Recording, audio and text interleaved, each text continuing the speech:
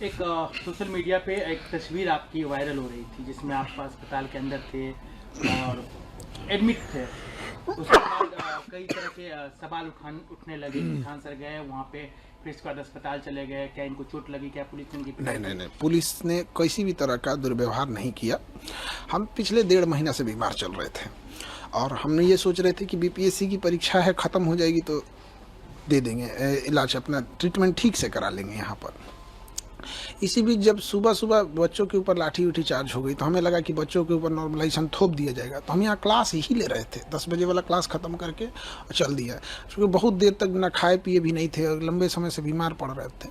तो वहाँ हमको वोमिटिंग रुक नहीं रहा था, तो हमको लगा कि अब हमको यहाँ से हटेंगे तो फिर ये बच्चे तितर बितर हो जाएंगे, इनकी मांग कोई नहीं पूरी। तो ज़बरदस्ती वहाँ रहे, जिस वजह से थोड़ा बीमार हो गए और थोड़ा सा बीपी वाला प्रॉब्लम ज़्यादा हो गया था। तो हमें लगा कि 170-80 ये मतलब अब घर पे ट्रीट करना ठीक नहीं है, इसलिए चले गए वहाँ। सर, ये पूरा मामला जो बीपीएससी में जो इस बार हंगामा स्टार्ट हुआ, ये नॉर्मलाइजेशन का जो मामला है, ये आम लोग स्टूडेंट तो समझ रहे हैं, एस्पायरेंट जो समझ रहे हैं, लेकिन आम लोग नहीं समझ पा रहे कि मसला है क्या। थोड़ा आपसे समझना चाहेंगे। देखिए, नॉर्मलाइजेशन तब किया जाता है ना जब एक दिन आप परीक्षा नहीं ले सकते हैं या नंबर ऑफ़ स्टूडेंट बहुत ज़्यादा हैं, तो कई अलग अलग बच्चों को अलग अलग क्वेश्चन दिया जाता है। जैसे बिहार है तो आप भागलपुर में अलग क्वेश्चन दे दें, बक्सर में अलग दे दें और सीवान जिला में अलग दे दें। इससे क्या होगा कि 3 अलग अलग पेपर देंगे, आप हम ही को दीजिए वो तीनों पेपर, तो हम खुद किसी में ज़्यादा नंबर आएगा, किसी में कम आएगा। मेरा खुद का तीनों में ज़्यादा नहीं, एक जैसा नहीं आएगा। ये फार्मूला मैथ पर लागू होता है। जैसे अगर किसी को कहा जाए 5 + 5 जोड़ो तो जोड़ देगा 10, और उसे कहेंगे 20 + 10 जोड़ो तो भी बोलेगा 30, क्योंकि अगर उसे जोड़ आता है तो किसी भी तरह के जोड़ को जोड़ सकता है।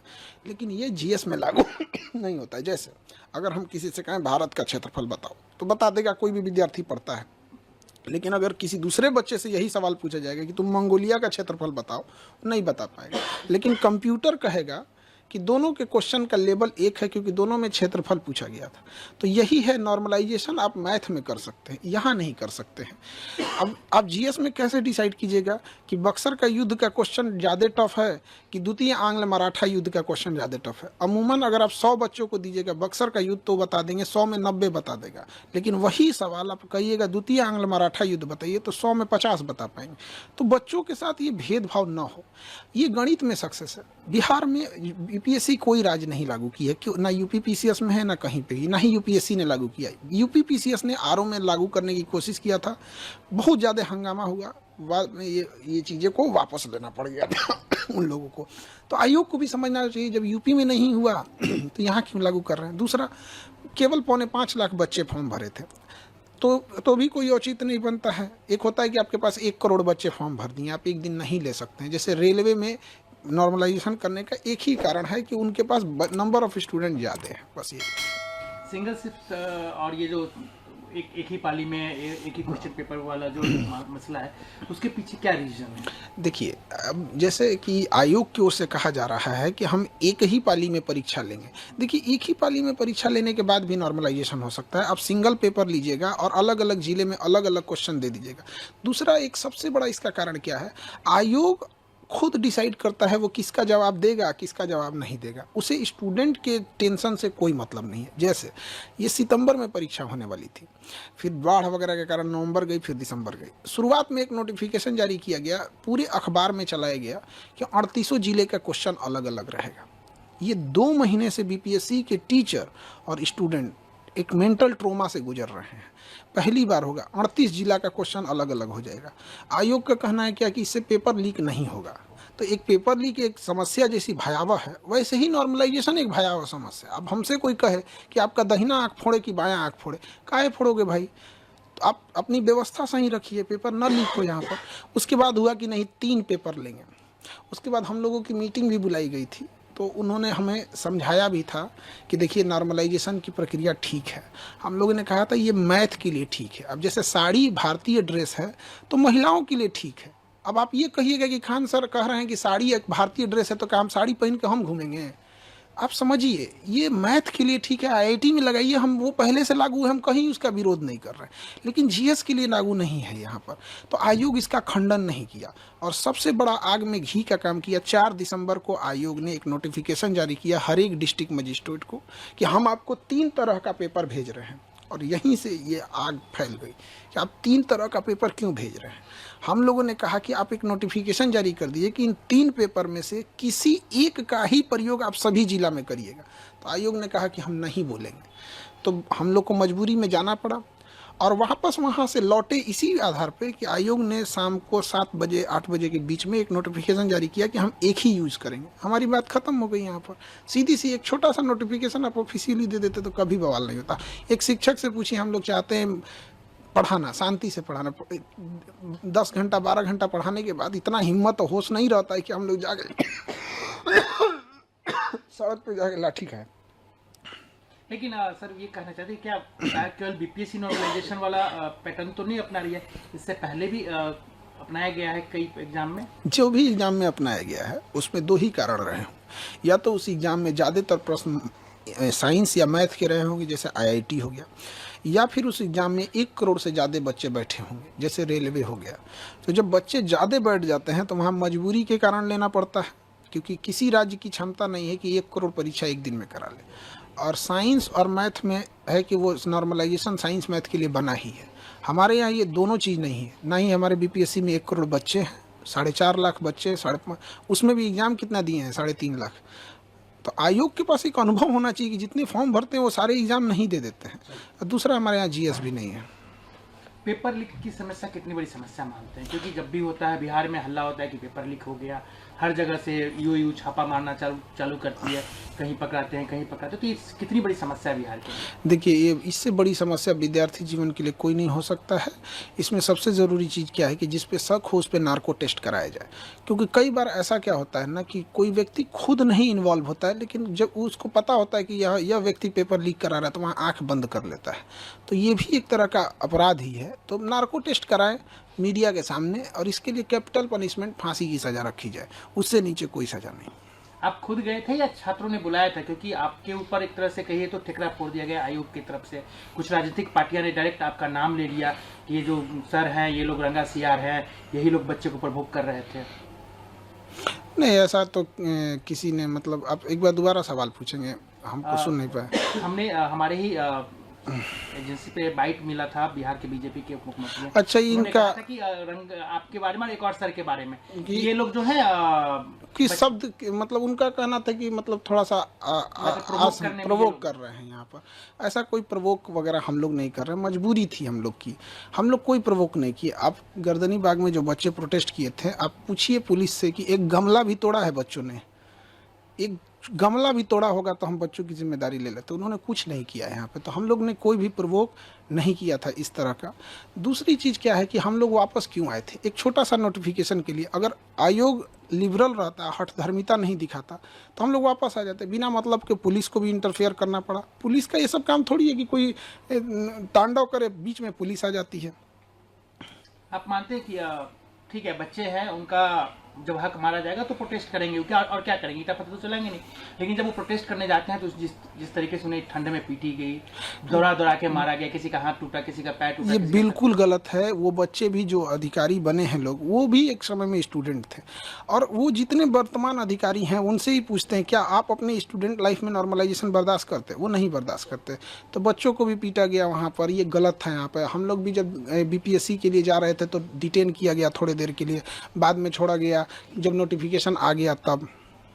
सर ये बताइए कि खान सर नॉर्मलाइजेशन को लेकर अब क्या करेंगे, आगे क्या करेंगे? अब ये 2024 पे तो नहीं हुआ, 25 में भी लागू नहीं होने दिया जाएगा। अब इसके लिए हम लोग जहां भी जाना पड़े, संबंधित अधिकारी जिनको अवगत कराएं इन सब चीज़ों से, यही हम लोग। पेपर लीक हुआ है सर? अभी यहाँ पे तो आयोग अपना प्रेस कॉन्फ्रेंस अभी दिया है। अब उसके में आगे क्या कर रहा है आयोग का, अभी पूरी प्रेस कॉन्फ्रेंस चल ही रही है उनकी। ये प्रेस कॉन्फ्रेंस आयोग का खत्म हो जाता है तब हम कुछ बता पाएंगे, क्योंकि अभी तो प्रेस कॉन्फ्रेंस रनिंग है। रद्द कर दिया गया। हाँ, ये तो अभी बापू परीक्षा परिषद वाला को रद्द किया गया है। आगे पूरी प्रेस विज्ञप्ति क्या आती है, अभी वो प्रेस कॉन्फ्रेंस रनिंग में है, तो हम अभी पहले उसको पूरा देख लेंगे तब बता पाएंगे। पटना एडमिनिस्ट्रेशन की तरफ से एक CCTV फुटेज जारी किया गया, उसमें दिखाया गया है कि एक सेंटर पे कैसे जो है कुछ स्टूडेंट जो है निकल जाते हैं बाहर।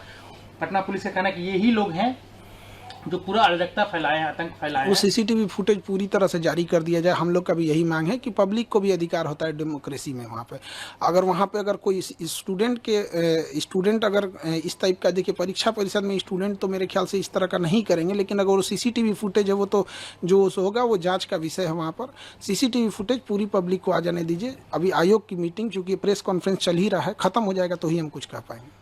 सर लेकिन एक सवाल उठता है कि कुछ भी होता है बिहार में परीक्षा से रिलेटेड, छात्रों से रिलेटेड, तो खान सर का नाम आ जाता है। आखिर क्या रीजन है, खान सर का नाम घसीटा जाता है या जबरदस्ती आया जाता है?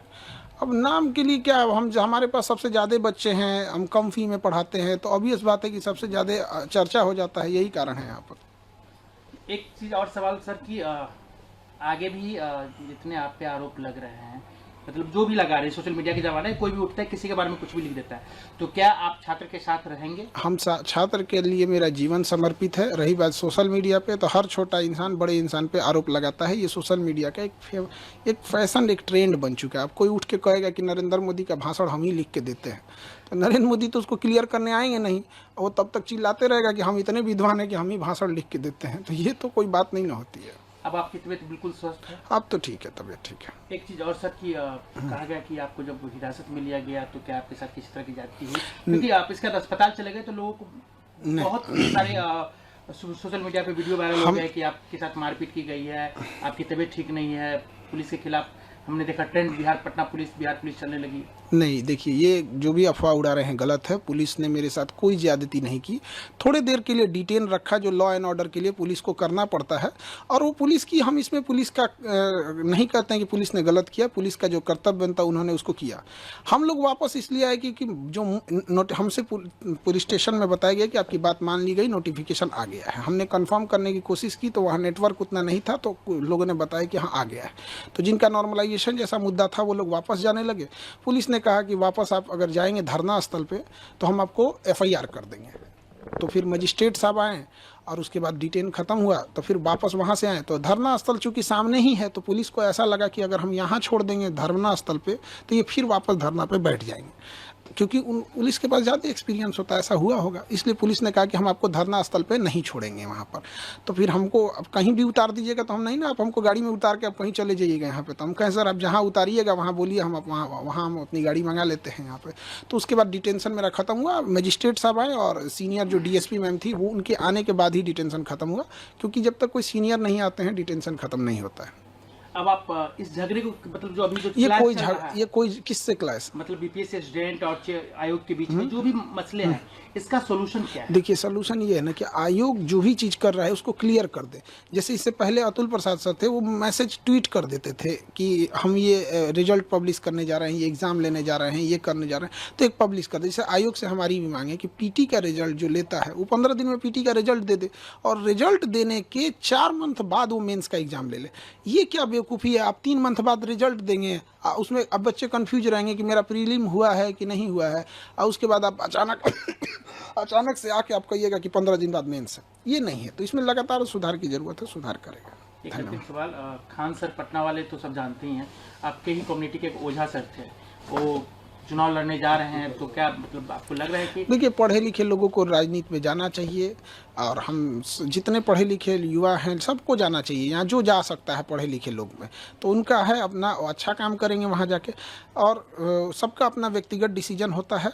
और शिक्षित हैं तो शिक्षित व्यक्ति को हमेशा से कहा जाता है कि समाज में जाना चाहिए बिहार में भी ऐसे मत आप कहा जा रहा है कि आपके बारे में भी, हालांकि हमको चुनाव ना नहीं लड़ना है। अब हम क्लियर कर देते हैं। 24 में लोग दिमाग खा लिए थे क्योंकि लोकसभा का इलेक्शन था, हम मना करते रह गए, भैया हमको पढ़ाने से फुर्सत नहीं है, ये 25 का इलेक्शन जल्दी खत्म हो कि मेरा सरदर्द खत्म हो। जिसको लगता है, जैसे लगता है राजनीति बहुत बड़का चीज़, मतलब क्या बताए जाएंगे कि नहीं जाएंगे, हम लोग जवाब दे दे के थक जाते हैं। लोग पढ़ाने से फुर्सत नहीं है हमको। नहीं सर, खान सर एक चीज़ तो आपके बारे में बार बार चर्चा आती है कि जितने भी प्रोटेस्ट होते हैं या कुछ भी होते हैं उसमें आपका नाम नहीं, मेरा नाम बस स्टूडेंट के लिए आता है। यहाँ डेली 5 प्रोटेस्ट होता है, आप मेरा नाम नहीं देखेंगे। स्टूडेंट युवाओं के बड़े स्टूडेंट, अब चाहे बड़ा हो या छोटा हो, आप हमको किसी भी में नहीं देखे होंगे। अब जैसे किसानों की समस्या है, किसान अपनी मांग रख रहा है, वहाँ आप हमको देखे हैं?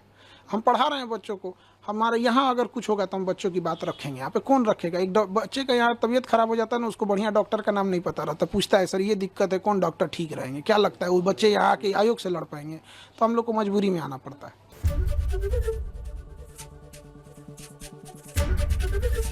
एबीपी गंगा, खबर आपकी, जुबान आपकी।